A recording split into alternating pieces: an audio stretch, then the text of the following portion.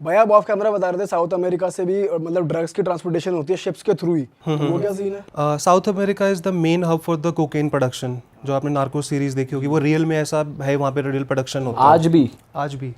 Cocoa leaf से वो process करके जंगलों के बीच में और कोकेन बनाते हैं और वहाँ से पूरे वर्ल्ड में ट्रांसपोर्ट होता है।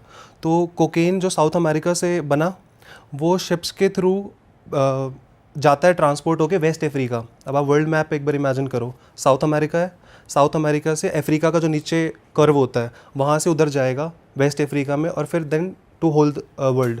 और वो वेस्ट अफ्रीका में क्यों जाता है? बिकॉज करप्शन बहुत ज़्यादा है वहाँ पे। पैसे दे के आप अपना जो भी कोकेन है, ड्रग्स है और कोई इलीगल चीज़ है वो निकाल सकते हो। गवर्नमेंट को पैसा देते हैं वो लोग और अपनी जो चीज़ें हैं इलीगल वो निकालते हैं वहाँ से। तो भाई जैसे वेस्ट अफ्रीका पहुंचा सामान, हाँ जी। तो वहाँ से डिस्ट्रीब्यूशन नेटवर्क कैसा है, आपको पता है कुछ? डिस्ट्रीब्यूशन नेटवर्क वहाँ से मोस्ट ऑफ द जो ड्रग ट्रांसपोर्ट होता है around the world that is through the waterways. अच्छा। तो वहाँ पे इजीली आ गया वेस्ट अफ्रीका में।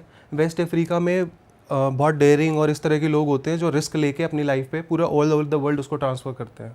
तो शिप पे चेक, जैसे कोस्ट गार्ड्स होते हैं, ये तो इजीली चेक कर सकते हैं? चेक कर सकते हैं, बट अभी जो बंदा गलत काम करता है ना उसका दिमाग बहुत ज़्यादा चलता है। तो अब ऐसी ऐसी टेक्निक्स उन्होंने खोज रखी हैं। शिप के नीचे जाएंगे, डाइवर्स को पे करते हैं, वो एक वेल्डिंग बॉक्स लेंगे, कोकेन रखेंगे, शिप के बॉटम में जाके वेल्ड कर देंगे। अब शिप में आप चेकिंग करोगे तो कहाँ करोगे? शिप के अंदर, शिप के रूम में, डेक पे, ब्रिज पे कर लोगे। तो बेस पे ही वेल्ड कर रहे हैं नीचे बेस पे वेल्ड कर दिया, अब चेकिंग करो कुछ नहीं मिलेगा बट अब अगर ये वाली बात जैसे हम भी कर ही रहे हैं, आपको भी पता ही है, तो जो चेकिंग करने वाले होते हैं वहाँ तो वो भी तो अवेयर ही होंगे, फिर जो शिप का जो क्रू होता है वो भी अवेयर होगा। एग्जैक्टली अवेयर होते हैं और उसके बाद फिर वो नया तरीका और कुछ ढूंढ लेते हैं। इनका दिमाग बहुत तेज़ चलता है क्योंकि this is the earning source of their. तो वहाँ से वो इस तरह के रास्ते निकालते हैं कि किसी ना किसी तरह से हम एक नया चीज़ ढूंढें और ड्रग्स ट्रांसपोर्ट कर दें। भाई सिंस आप अफ्रीकन कंट्रीज़ में बहुत ट्रैवल कर चुके हो, थोड़ा वहाँ के बारे में बताओ। वहाँ की लाइफ कैसी है, वहाँ के लोगों की दिनचर्या या स्कैम्स वगैरह अगर कुछ चल रहे हैं तो वो क्या करते हैं? जब मैं वेस्ट अफ्रीका गया था मुझे एक बहुत बड़ा कल्चरल शॉक लगा था, बहुत बड़ा। क्यों? वहाँ पे जो लोग होते हैं वेस्ट अफ्रीका के, तो वहाँ पे कुछ ट्राइब्स होती हैं जो पुराने ज़माने से चलती आ रही हैं। तो वो जो ट्राइब्स होती हैं, छोटे बच्चे जब पैदा होते हैं तो उनके ऊपर एक लोहे की चीज़ स्टैम्प होती है, उसको गर्म करके छोटे बच्चे को, ये चीज़ होती है 2 साल से लेकर 10 साल के बच्चे तक को, उसको वो स्टैम्प लेके गर्म करके और यहाँ पे लगा देते हैं।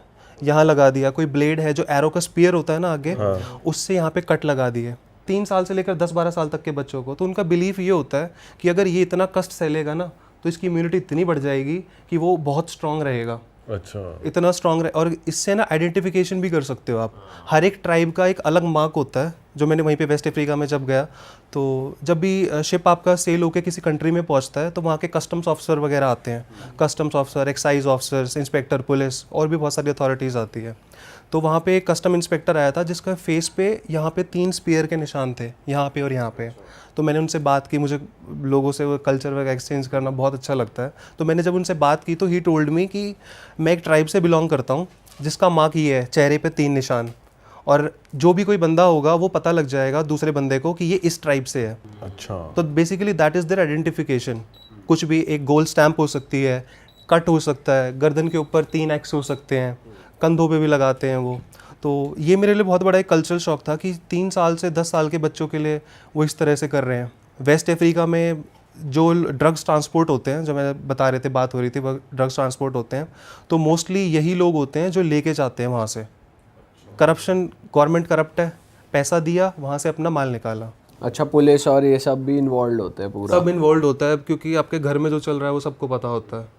अब पुलिस तो वहाँ पे पैसे लेके और उन चीज़ों को लेट गो करती है, प्रोटेक्शन भी दे देती है। हाँ जी, इसीलिए पता है क्या है, वहाँ पे जो मिडिल क्लास और अपर क्लास का जो गैप है वो बहुत ज़्यादा है। इसीलिए बड़े बड़े वहाँ पे मगरमच्छ कह सकते हैं जो दूसरे लोगों का हिस्सा खाते हैं वहाँ पे। अच्छा, तो भाई जैसे आप वहाँ जा रहे हो तो आप रिस्क पे नहीं हो जाते? क्योंकि वहाँ के लोगों को हमने सुना है कि भाई बिल्कुल ही सनकी होते हैं, और इंडियंस को देख के तो हर कोई रिश्वत ही मांगता है, ऐसे सोचता है कि ये एटीएम आ गया चलता फिरता। ये सच बात है, मेरे साथ पर्सनली भी एक बार हुआ था ऐसा। हम लागोस में बाहर गए थे, जैसे शिप लागोस हमारा पहुंचा था नाइजीरिया में। तो वहाँ पे आपको वक्त मिलता है, आप कंट्रीज़ घूम सकते हो, बाहर जा सकते हो। तो हमें वक्त मिला था तो हम एक कैफ़े में गए थे वहाँ पे। तो जैसे ये टेबल रखी है अभी, तो वहाँ पे जाके हमने उस पर फ़ोन रख दिया अपना। तो वहाँ से एक बंदा आया, अफ्रीकन बंदा, हम जैसे हम लोग बैठे हैं अभी, ऐसे ही 3-4 लोग बैठे थे, वहाँ से एक बंदा आया, कह रहे दिस इज़ योर फ़ोन। उसने कहा yes this is my phone. कह रहे now this is mine, now you take it. उसकी हिम्मत नहीं हुई कि वो उसके जाके फ़ोन मांग सके वापस, इतना ज़्यादा दबंगई है पूरी। तो he said this is your phone, लेके दिखाओ इसको। और आगे फ़ोन रखा, उसकी हिम्मत ही नहीं हुई। उसके साथ जो सीनियर्स थे और लोग थे, उन्होंने कहा कि भाई फ़ोन रहने दे, जान से जाएगा, अब इसको छोड़ और चलते हैं, ये लोग बहुत पंगा क्रिएट कर देंगे, यहाँ पे इनकी यूनिटी होती है, सारे पीछे पड़ गए, मुश्किल हो जाएगा हमारा। बताओ। और वो अकेला बंदा था? वो अकेला बंदा था, उस टाइम अकेला था। तो और एक बार और इंसिडेंट हुआ था, एक ऑफिसर की वाइफ ऑन बोर्ड थी, तो वो भी घूमने गए हुए थे वेस्ट अफ्रीका में। आइवरी कोस्ट एक कंट्री है, तो आइवरी कोस्ट में वो घूमने गए हुए थे। बाहर से एक किसी ऑर्गेनाइजेशन का, टेरर ऑर्गेनाइजेशन का या फिर माफिया टाइप एक बंदा था, उसने उसकी वाइफ को पकड़ के AK-47 वहाँ पे लगा दी। दे वुड हैव रेप्ड हर, वो उसको मार सकते थे जान से, और उन्होंने वहाँ से उसको एक्सटॉर्शन मनी लिया जहाज़ के ऊपर से कि हमें कैश दो और जो भी चीज़ें हैं तुम्हारे पास जहाज़ पे जो वैल्यूएबल हैं वो दो, तब छोड़ेंगे हम उन्हें। तो अब वो वैल्यूएबल चीज़ें उन्होंने दी, तब जाके उसने उनको छोड़ा, वरना वो दे कुड हैव मर्डर्ड हर, किल हर। भाई वो तो बहुत रिस्की है यार। रिस्की है, और इसीलिए वहाँ पे लागोस को वर्ल्ड का सबसे डेंजरस कंट्री भी कहा गया है। और इन्हीं लोगों में से ही होते हैं भाई, जैसे हमने सुना है कि समुद्र में पायरेट्स काफ़ी घूम रहे होते हैं, तो यही लोग होते हैं मोस्टली।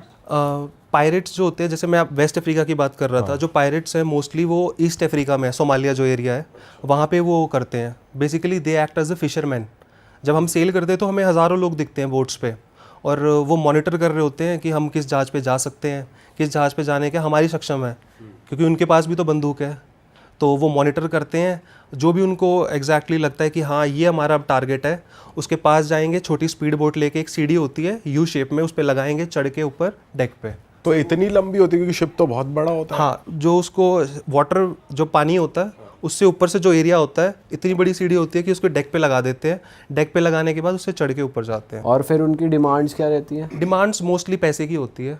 वो they will put a gun on the captain side और बोलेंगे कि अब शिप को यहाँ पे लेके चल, अब तू मेरे अंडर कंट्रोल है, I am the captain now. तो वैसे कैप्टन के हाथ में तो कुछ ज़्यादा कुछ होता नहीं है, तो एक जो कंपनीज जो ये जिनके कार्गोज जाते हैं उन्हें उनसे ये पैसे लेते हैं, ऐसा कुछ होता है? एग्जैक्टली वो कैप्टन को करेंगे। अब वो जिस ऑर्गेनाइजेशन के लिए काम कर रहा है, तो उससे वो एक्सटॉर्शन मनी लेंगे कि आपको अपना कैप्टन जिंदा वापस चाहिए, अपना माल वापस चाहिए ढंग से, तो आप एक्सटॉर्शन मनी दो। और they demand millions of dollar, millions and millions of dollar. भाई हमने ऐसा सुना है कि ये राइवल कंपनीज भी पायरेट्स दूसरे शिप पे भेजती रहती है Exactly. दूसरे का बिजनेस कम हो जाए। एग्जैक्टली यही होता है। जैसे अब मान लीजिए आपका शिप है, मैं भी एक शिप ओनर हूँ, तो मुझे पता है आपका शिप वहाँ से जा रहा है और सोमालिया के पास क्रॉस होएगा, तो मैं आपका कॉम्पिटिटर हूँ, तो मैं क्या करूँगा, उस शिप को लोगों को पैसे दूंगा कि उस शिप को लूटो। सोमालियन लोगों को, उनके पास पहनने के लिए चप्पल नहीं है, टी शर्ट्स नहीं है, नेकेड अपर बॉडी नेकेड रहती है उनकी, चप्पल नहीं है पहनने के लिए, but they are carrying 4 AK-47 with them. AK-47 वो कहाँ से पैसा लेके आ रहे हैं? उनको स्पॉन्सर किया जाता है। और वहाँ पे सोमालिया में तो दुकानें हैं जो बेसिकली बनी ही नहीं के लिए है।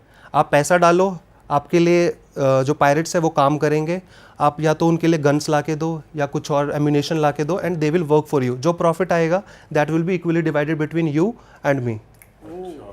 भाई ये नाइट गर्ल्स का क्या स्कैम है जो सेनेगल में आप बता रहे थे? मैं जब साइन ऑफ किया, साइन ऑफ मतलब होता है ऑफिशियली आप जिस दिन जहाज़ से उतरते हो, तो वो दिन था मेरा जिस दिन मैं एक मतलब मेरे पास काफ़ी टाइम था, तो हम नाइट क्लब में गए थे। तो नाइट क्लब में क्या हुआ, वहाँ पे एक लड़की मौजूद थी, तो अब बहुत सारी वहाँ पे लड़कियाँ बैठी रहेंगी क्लब के अंदर तैयार होके बहुत अच्छे से, and they will come to you, approach करेंगे। मेजरली ब्लैक्स होती है? Majorly blacks. तो वो आपके पास आएंगी और बातें करेंगी, can I have a drink with you. तो मेरे से भी उसने पूछा can I have a drink with you, मैंने कहा हाँ ले ले भाई, मुझे क्या है। तो उसके बाद फिर उसने कहा there is a friend of mine, उसको बुला लूँ मैं? कहा बुला ले भाई, मेरे को क्या दिक्कत है, बुला। फिर आप उस टाइम अकेले थे? आपके साथ मेरे साथ 2 लोग और थे। तो उसने कहा कि यहाँ पे मैं 2 दोस्त हो रहे हैं, उनको भी बुला लूँ। अब वो 2 दोस्त भी आ गई। उसके बाद कह रहे हैं कि they want to drink something, अब उनके लिए ड्रिंक ले लो ना। तो मैंने कहा हाँ तू ले जाके ड्रिंक, यहाँ पे बारटेंडर है, उसको ले। तो वो उस टाइम उसको दोस्त जो थी उनको ड्रिंक्स दी, और फिर थोड़ी देर बाद can I have beer, can we have this food. अब उनका कमीशन होता है विद द कैफ़े ओनर्स।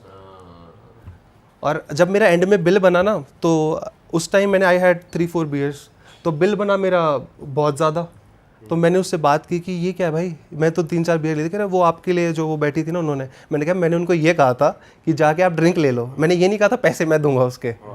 तो फिर उसने काफ़ी उसके साथ बात हुई, काफ़ी झड़प हुई। तो फिर उसके बाद उसने कहा कि ठीक है, मैंने बोला कि मुझे पता है ये चीज़ क्या है, तो उसने फिर मेरे पैसे रिटर्न किए, जो मेरा एग्जैक्ट अमाउंट था वही उसने मुझे फिर दिया। यार आपकी भी हिम्मत है भाई, आप लड़ गए वहाँ, वरना तो आदमी वही फ़ोन वाली बात हो जाए कि ये बाहर निकल के मुझे घेर लेंगे, इससे अच्छा है मत लड़ो। लागोस की जो नाइट लाइफ है ना वो बहुत फेमस है। जैसे आपने जर्मनी की सुनी होगी, हैम्बर्ग की सुनी होगी, इबीजा की सुनी है। लेकिन लागोस में क्या है, एक पर्टिकुलर बजट में आप बहुत कुछ कर सकते हो। बट वो टूरिस्ट फ्रेंडली थोड़ी है भाई, कभी भी कुछ भी हो सकता है। जी, टूरिस्ट फ्रेंडली नहीं है, बट वहाँ पे नाइट्स क्लब हैं और इस तरह के ये जो क्लब्स हैं ये सब ऐसे ही स्कैम करते हैं। अंदर तैयार हुई लड़कियाँ बैठी होंगी, अंदर जाओ पैसा लो और वो खींचेंगे आपको। और नॉर्मल जो लोग हैं वहाँ के लोकल्स होते हैं वहाँ पे, वो कर रहे होते हैं पार्टी, या फिर यही लोग ही रहते हैं? हाँ, ये चीज़ से मैं आपको एक बात बताता हूँ। जो मैंने जिस दिन साइन ऑफ किया था तो वहाँ पे टेक्नो म्यूज़िक बज रहा था क्लब में, टेक्नो म्यूज़िक बज रहा था, और जो वहाँ के आसपास के लोग थे फ्रेंच बोलते हैं, फ्रेंच गाने बज रहे थे। तो मैं डीजे के पास गया, मैंने कहा भाई ये गाना चला दे। No no no, this is not possible, ये गाना नहीं चलेगा ऐसे, यहाँ पे प्लेलिस्ट होती है वही फॉलो होएगी। और मैंने उसको गाना कौन सा दिया था, सपना चौधरी का बहू काले की। भाई ये तो क्या ही बजाएगा वो। डिमांड तो कैडी रख दी। अब मैं आपको वीडियो भी भेजूंगा उसकी। तो मैंने उससे ज़बरदस्ती वो गाना चलवाया ठीक। क्लब के अंदर सपना चौधरी का अफ्रीका में गाना बज रहा है, और फिर वहाँ पे जाके मैंने डांस किया। मैं आपको वीडियो भेजूंगा उसके। अकेला जो मेरे साथ वहाँ पे और लोग थे वो सब पीछे हो गए, जो वो लड़कियाँ थी वो सारी पीछे होगी, और मैं अकेला वहाँ पे हरियाणवी गाने पे डांस कर रहा हूँ। I will send you that video, मेरे पास है वो वीडियो। ये लगा देंगे पॉडकास्ट में। ठीक है भाई।